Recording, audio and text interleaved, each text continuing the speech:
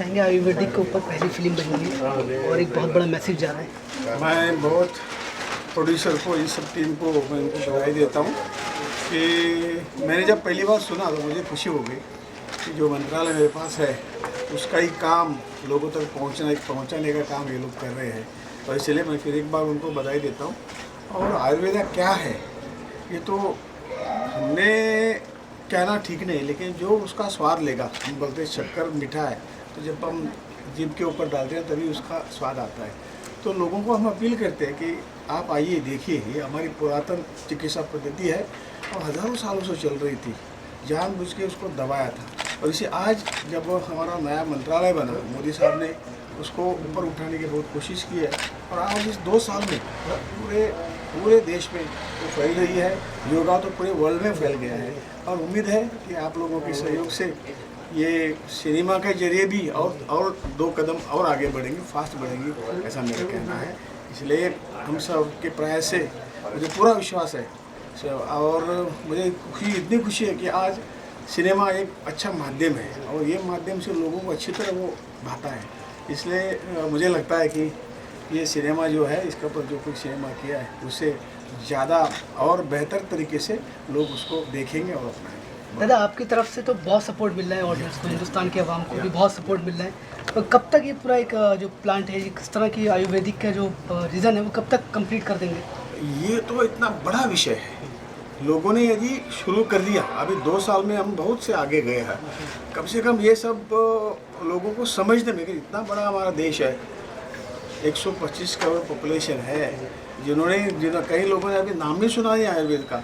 तो ये हमारा प्रयास है, जितना जल्दी आगे हम बढ़ाए उतना आगे हम बढ़ाएंगे। थैंक यू दादा, थैंक यू सो मच।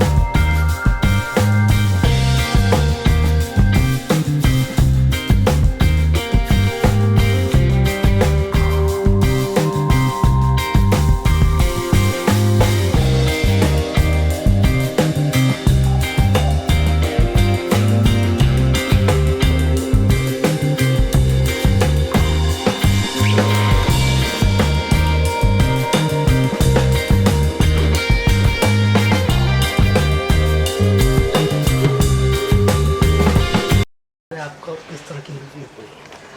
वो रियलिस्टिक किरदार है। आगे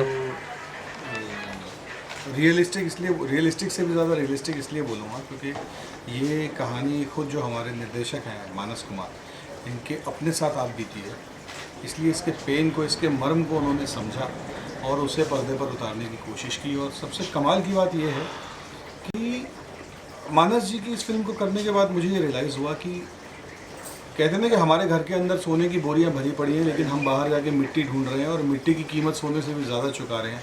ऐसा हुआ हम लोगों के साथ। हमें आयुर्वेद की वैल्यू जो है वो इंडियंस के पास ही बहुत बड़ी धरोहर है कि आप जस्ट इमेजिन कि कोई 4 जड़ी बूटियाँ किसी को खिला के एकदम स्वस्थ कर देता है, हृष्ट पुष्ट हो जाता है आदमी वो सब लेने से। लेकिन इस चीज़ की अवेयरनेस नहीं है हमारे अंदर इससे ये विश्वास चला गया था कि यार ऐसा थोड़ा ना हो सकता है कि फूल पत्तियाँ चबा के या इस तरीके से ठीक। लेकिन उस तरफ हम लोग अग्रसर होने शुरू हुए हैं और ये फिल्म उसमें बहुत बड़ा योगदान देगी। मानस की अपनी कहानी, मानस की अपनी आप बीती, उसने खुद पर झेला इसको, इसलिए उसके प्लस माइनस उन्हें सब मालूम थे और उन्होंने बहुत ही खूबसूरत तरीके से उसे स्क्रीन पे उतारा और उनका किरदार मैंने फिल्म में किया। क्या असर पड़ेगा ऑडियंस के ऊपर इस फिल्म को देखने के बाद? असर ये एक क्रांतिकारी रिवॉल्यूशनरी फिल्म होगी। ऑब्वियसली जब एक आदमी को ये पता चलता है कि मैं जिस बीमारी का इलाज, भगवान करे कि पहली बात तो कोई बीमार ना हो, ठीक है, लेकिन अगर कोई बीमार होता है और वो सोचता है कि एक चीज़ का इलाज मैं किसी और पद्धति से बनी हुई औषधि से कर रहा हूँ जिसका मैं बहुत ज़्यादा पैसा दे रहा हूँ, उससे ज़्यादा असरकारक वो है जो मेरे घर के आसपास ही उगती हैं चीज़ें, जिसमें पैसा भी मुझे ज़्यादा नहीं देना पड़ता और जो कि उससे ज़्यादा प्रभावकारी है। ये जब लोगों को मालूम पड़ेगा तो उन्हें खुशी होगी और ये अवेयरनेस आएगी और ज्ञानवर्धन होगा इस बारे में। Thank you sir. सर सबसे पहले बताइए कि फिल्म बहुत पावरफुल है, बहुत ही सेंसिटिव मुद्दों को उठा के बनाई गई है, जी जी जी। आयुर्वेदिक को उठाकर, जो कि लोगों को नहीं मालूम है। क्या कहना चाहेंगे और अपने किरदार के बाद थोड़ा सा? फिल्म एक रियलिस्टिक नोट पे बनी है और बेसिकली ये फिल्म नहीं है, ये मानस जी के रियल लाइफ पे जो आप बीती उनके साथ हुई, जो ऐसी बीमारी है जिसका कोई इलाज नहीं है बाकी मेडिसिन में, जैसे होम्योपैथी या एलोपैथी में, आयुर्वेद में है। और इसको देख के ऑडियंस और मतलब जो भी इसको देखें उनके ऊपर एक असर पड़ेगा कि हमारे देश की धरोहर आयुर्वेद है और हम सबको आयुर्वेद ही अपनाना चाहिए। इससे कोई बॉडी में आफ्टर इफेक्ट नहीं है और इससे हेल्थ भी अच्छा रहेगा। आयुर्वेद की मेडिसिन अगर हम एलोपैथी लेते हैं तो एलोपैथी में साइड इफ़ेक्ट्स है, लेकिन आयुर्वेद में नहीं है। तो भारतीयों को, हर भारतीय नागरिक को, हमारे देशवासियों को आयुर्वेद अपनाना चाहिए, जो कि हजारों सालों से हमारे देश की धरोहर है। आपके किरदार की अगर बात करूं तो किस तरह का किरदार देखने को मिलेगा? एक पंजाबी प्रोड्यूसर का रोल किया मैंने, जो कि पहले जो मानस जी का जो रोल है जो गिरीश जी ने किया, उनकी कहानी और टैलेंट बहुत पसंद आता है। लेकिन जब वो एक बीमारी उनको पकड़ लेती तब वो थोड़ा सा ग्रे हो जाते हैं कि नहीं यार मैं अपना पैसा नहीं लगाऊंगा, मतलब स्वार्थी हो जाते हैं, लेकिन एंड में जाके वो उनका साथ देते हैं। Thank you. किस तरह की मूवी है और आपने किस अंदाज में एडिट की है, कितनी चीज़ों को मद्देनजर रखते हुए आपने एडिट की है? क्या सबसे पहले तो मेरे को कहा कि शॉर्ट फिल्म है, मैंने ऐसे लिया कि बहुत लोग बनाते हैं शॉर्ट फिल्म, बनाए होंगे, इसने शूटिंग कर ली है, एडिट कर ली, दोस्त है इसमें। लेकिन जब रियल में सारी शूटिंग देखी तो मैंने इसको एडवाइस किया कि ये आधे घंटे की शॉर्ट फिल्म नहीं हो सकती, इसको मैं पूरी तरह यूज करके, क्योंकि ये ऐसा ज्वलंत मुद्दा है। हमारे बैंक में करोड़ों रुपए पड़े हैं और हम एटीएम लेके दूसरे बैंक में डाल रहे हैं, बोले है ही नहीं पैसा, और वो लोग हमसे कमीशन खाए जा रहे हैं। एलोपैथिक का ड्रामा और उनकी इतनी बड़ी उनका रैकेट है कि वो जैसे हम लोग अंग्रेज़ों के नीचे गुलाम हैं, तो हम अभी भी उसी गुलामियत में जी रहे हैं। तो उनके ही दवाइयों को उन्होंने जो फैला दिया है कि भाई हिंदुस्तान में कुछ नहीं, जबकि वो हमारे आयुर्वेदिक चीज़ों को लेके ही वो अपना रंग लोगन लेप करके वो गोली की शक्ल में देते हैं हमको, और हमसे 10 गुना ज़्यादा पैसे लेते हैं। और हम उनके ऊपर विश्वास करते हैं, अपने ऊपर नहीं विश्वास करते। घर की मुर्गी दाल बराबर वाली कहावत है वो, इसलिए कि लोगों को लगता है कि भाई वो 50 रुपए की गोली है तो ज़्यादा इफेक्टिव है, ये तो फ्री में दे रहे हैं, क्या खाली पैर छू के दवाई हो रही है, तो इसमें क्या हो गया, उल्लू बना रहे हैं। दूसरे सेंस में सब समझ ही जाएंगे कि किसे। तो मैं कहता हूं कि जो हमारे अंदर है, जो हमारे पूर्वजों ने हमको दिया हुआ, जो हमारी धरती माता ने हमको दिया है, हमारे देश को इतना गुणी संपन्न बनाया है आयुर्वेद से। क्योंकि कोई भी मेडिकल, कोई भी एलोपैथिक दावे के साथ नहीं कहता कि मैं ये ठीक कर दूंगा, जबकि आयुर्वेद के जितने भी गुरु हैं, जितने वो दावे के साथ कहते हैं कि मैं इसको जड़ से उखाड़ दूंगा, आप खाली हमारे ऊपर विश्वास करिए। तो ये विश्वास की बात है।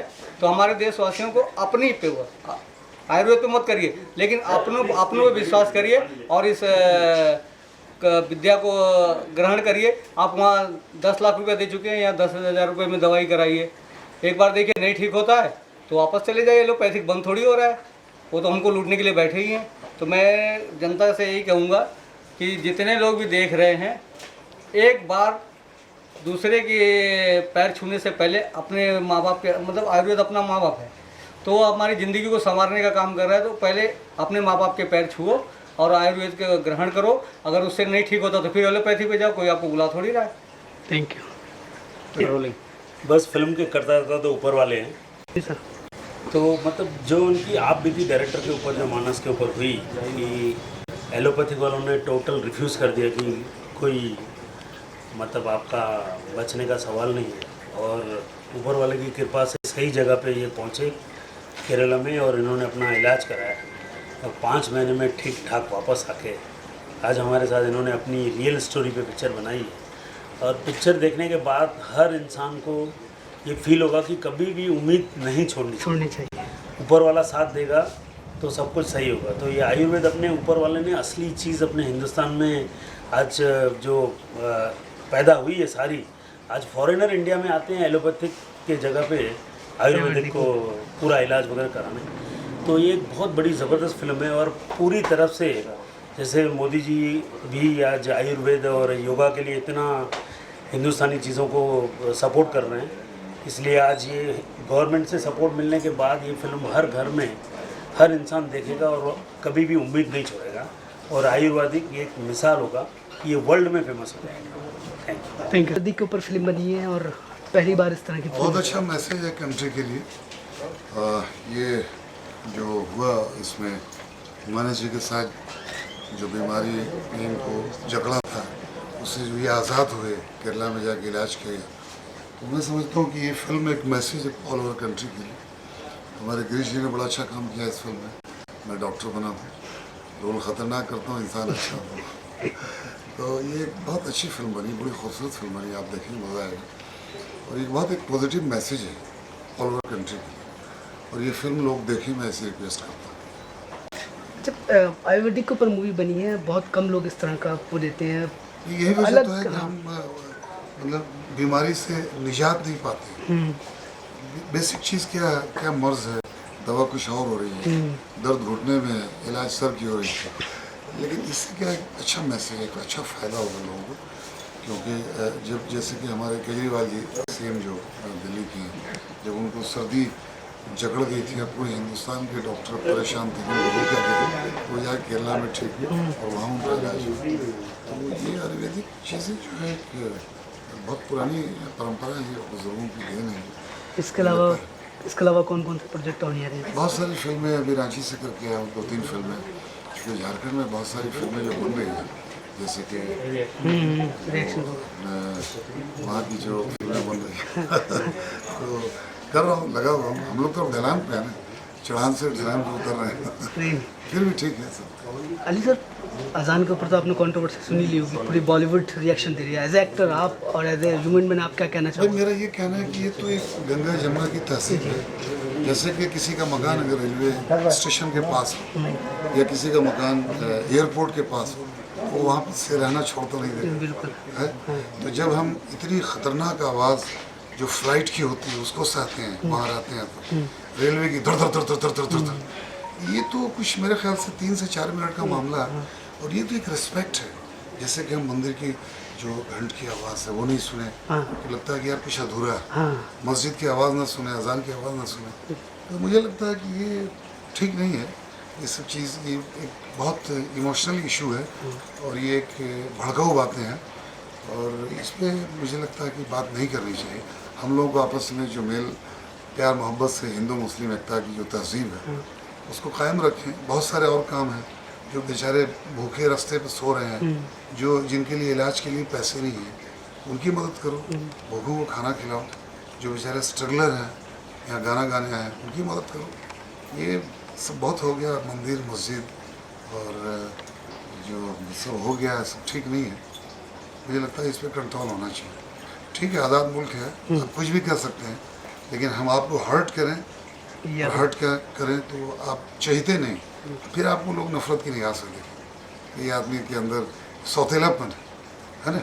एक मिसाल है कि भाई आपकी माँ, और अगर अपनी माँ को आप माँ ना कह के आप ये कहें कि ये मेरे बाप की बीवी, तो दोनों चीज़ें फ़र्क है। तो हम भी आपके अपने ही हैं। सबसे पहले तो इस फिल्म के बारे में बताओ भाई, किस तरह की फिल्म है और आप तो माशाल्लाह से जानते ही हो इस बारे में। देखिए, सबसे पहले तो मैं कहना चाहूँगा फिल्म बहुत अच्छी बनी है और फिल्म का जो कॉन्सेप्ट है वो है HLA-B27 पॉजिटिव। ये एक वायरस है जिसके पॉजिटिव होने से शरीर के जो जॉइंट्स हैं वो काम करना बंद कर देते हैं और मैं इस पेन को फील कर सकता हूँ क्योंकि जो मेरे फ्रेंड हैं मानस, जो इस फिल्म के डायरेक्टर भी हैं, उनको ये बीमारी हुई थी और मैंने उस हालात में उनको देखा है जब उनका कोई जॉइंट काम नहीं करता था और वो ना हिल सकते थे, ना ढूल सकते थे, ना खा सकते थे, ना पी सकते थे।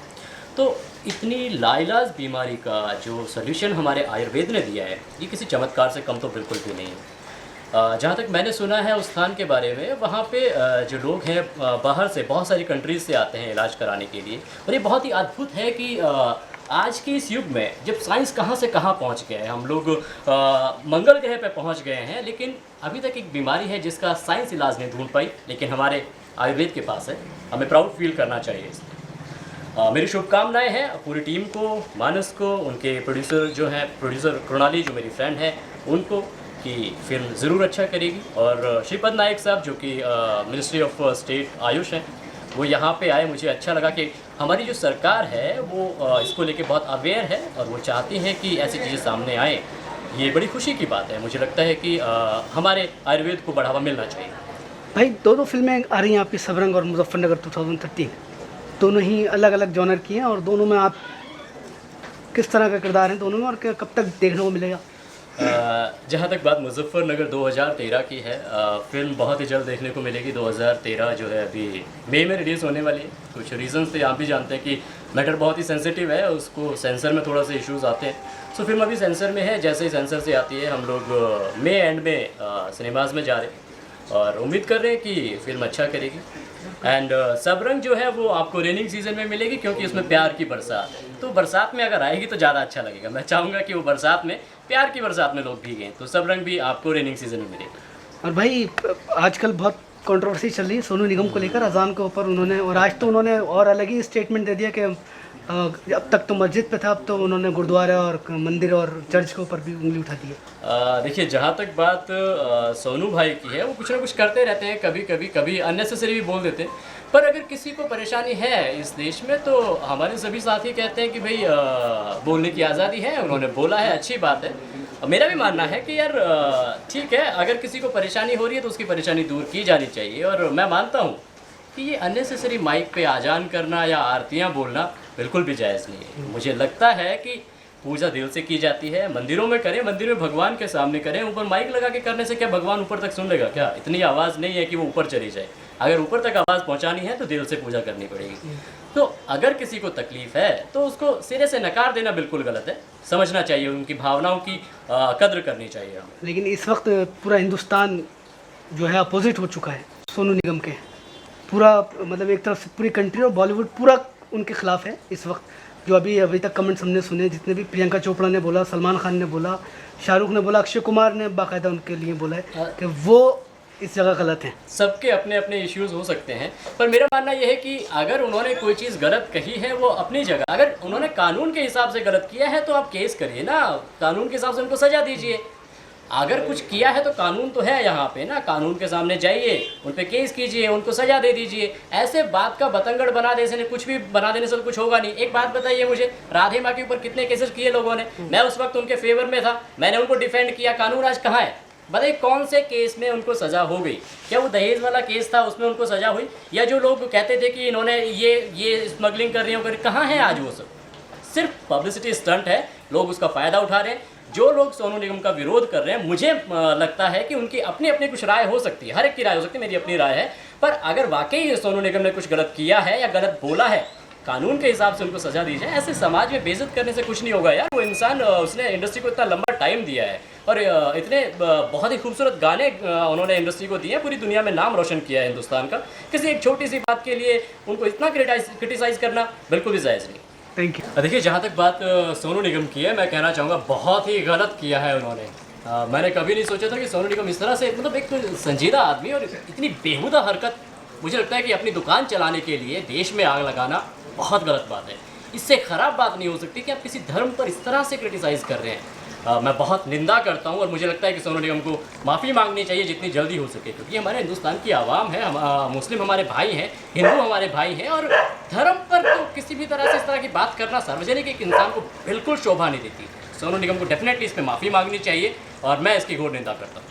आज तो उन्होंने मंदिर, मस्जिद, गुरुद्वारे सबके ऊपर उंगली उठा दी है।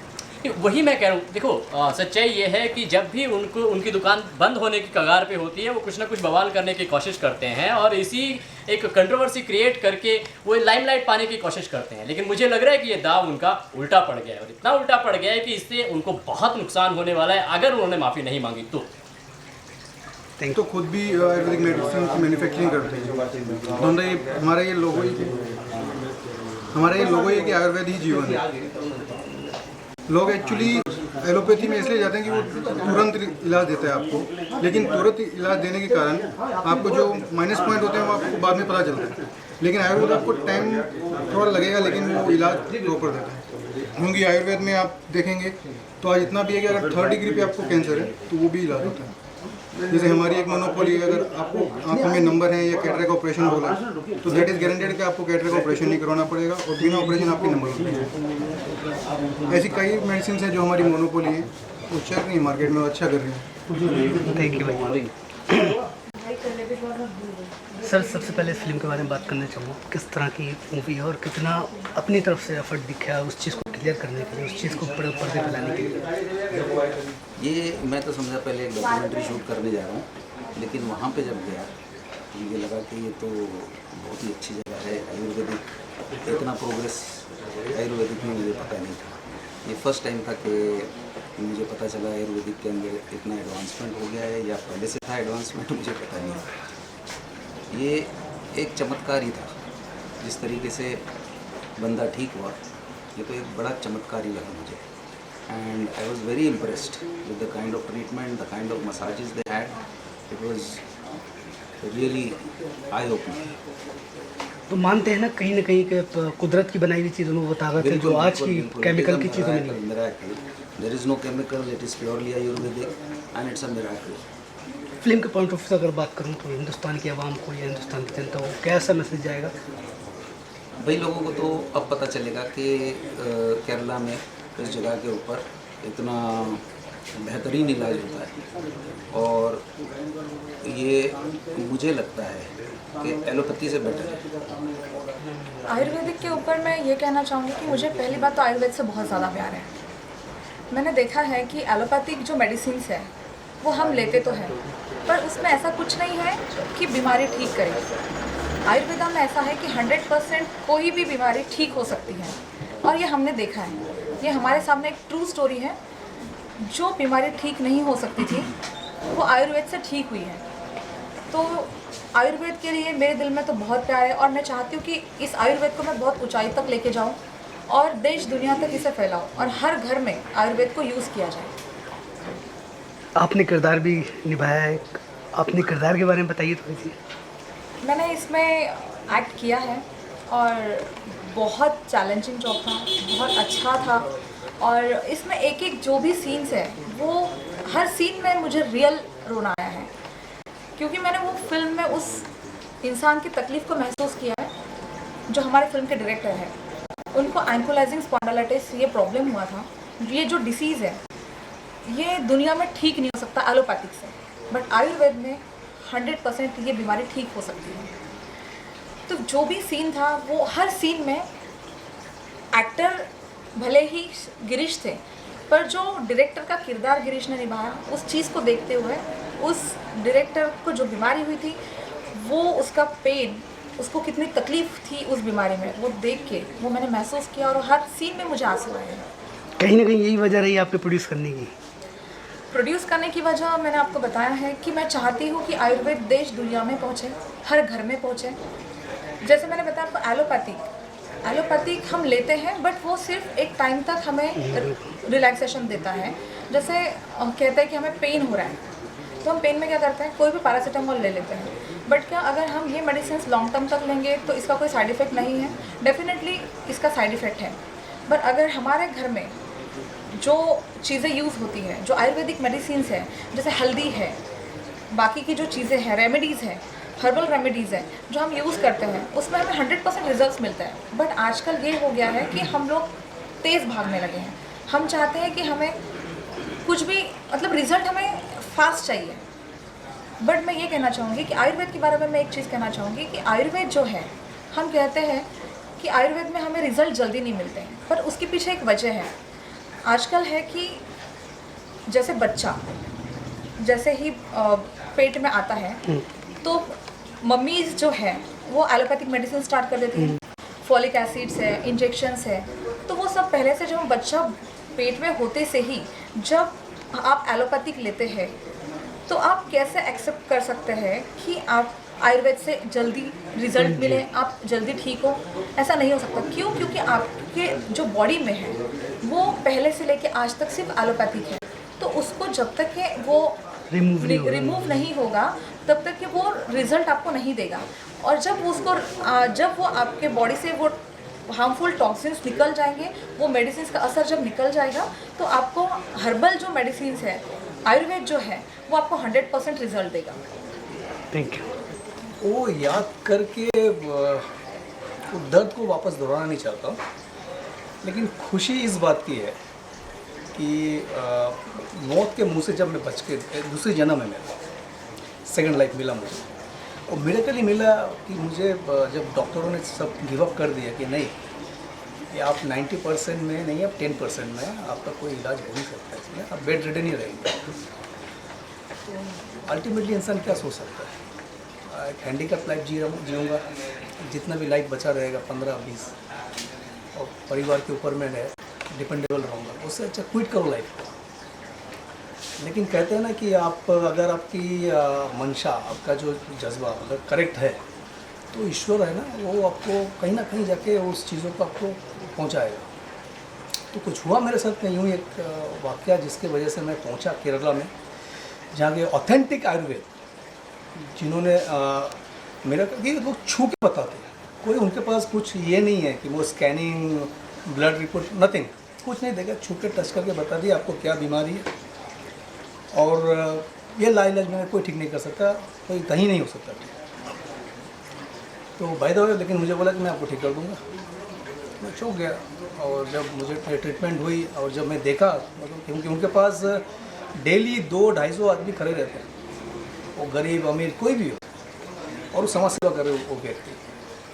तो उसके बाद जब मैंने वो ठीक होना शुरू हुआ, क्योंकि ये जो बीमारी है, ये लुब्रिकेशन सब ऑयल ड्राई हो जाता है बॉडी के। आप नेट पे चेक कर लेंगे आप लोग, तो आपको मालूम पड़ जाएगा। इसमें मेरा सब जॉइंट हो गया था, सब लॉक था। हमें तो 2 आदमी चाहिए था मुझे उठा के सारा दिन चलेगा, जो काम काज सब कुछ, ये सब लॉक था। और 24 आवर्स हेवी पेन। जब मुझे ठीक हुआ तो यूँ ही अब जब बीइंग ए फिल्म मेकर कुछ करूँ, समाज के लिए कुछ कंट्रीब्यूट करूँ, क्योंकि काफ़ी लोग हैं जिनको मालूम नहीं है ये बीमारी का इलाज है, वो भी आयुर्वेदा में, और इतना स्ट्रॉन्ग है, हमारा पुराना साइंस है, प्राचीन साइंस। तो इसके लिए अगर हम देश दुनिया तक हर घर में, नॉट ओनली इन इंडिया, हमारे देश के लोग तो है, हमारे देश की विद्या है, ये साइंस है पुराना, हम अगर आगे भी रखें, ये दुनिया के जो लोग हैं जिनको भी ये बीमारी क्या है, वहाँ जाके देखा कि हर बीमारी का इलाज है।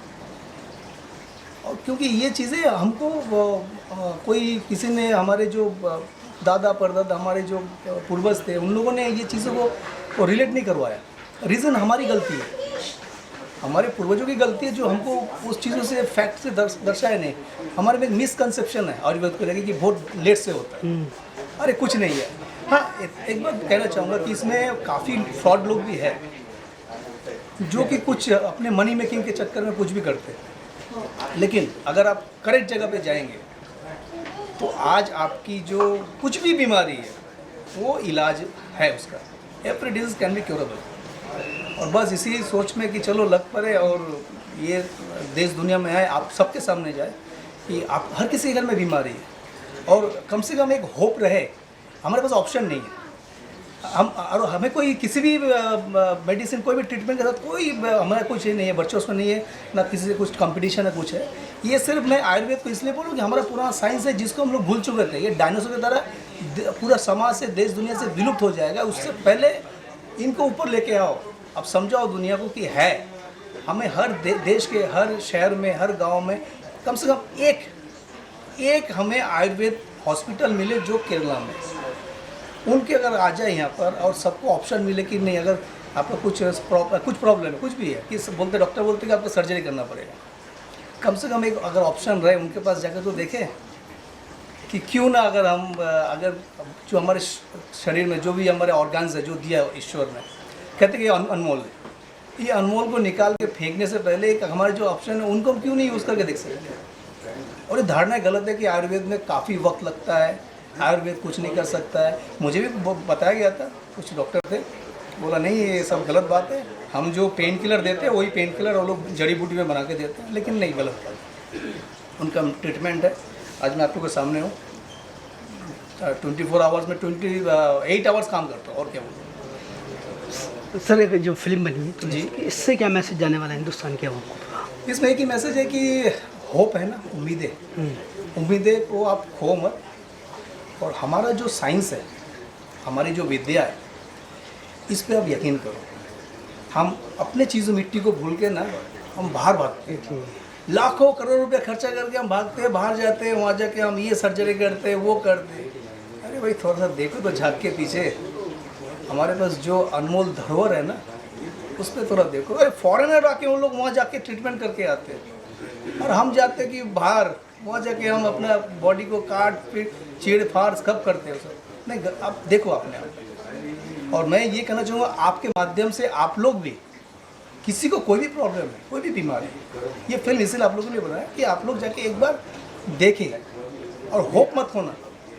और लाइलाज जो भी कोई भी बीमारी बोलते हैं, लाइलाज है, भयंकर नाम रखा हुआ है जो हम सुन के भी हम लोग काम जाते करें कि कौन सी बीमारी है। जैसे HLA-B27 पॉजिटिव था, मैं इतनी बड़ी नाम सुनकर तो मैं ऐसे ही बहुत डर गया था, मैं क्या बीमारी है।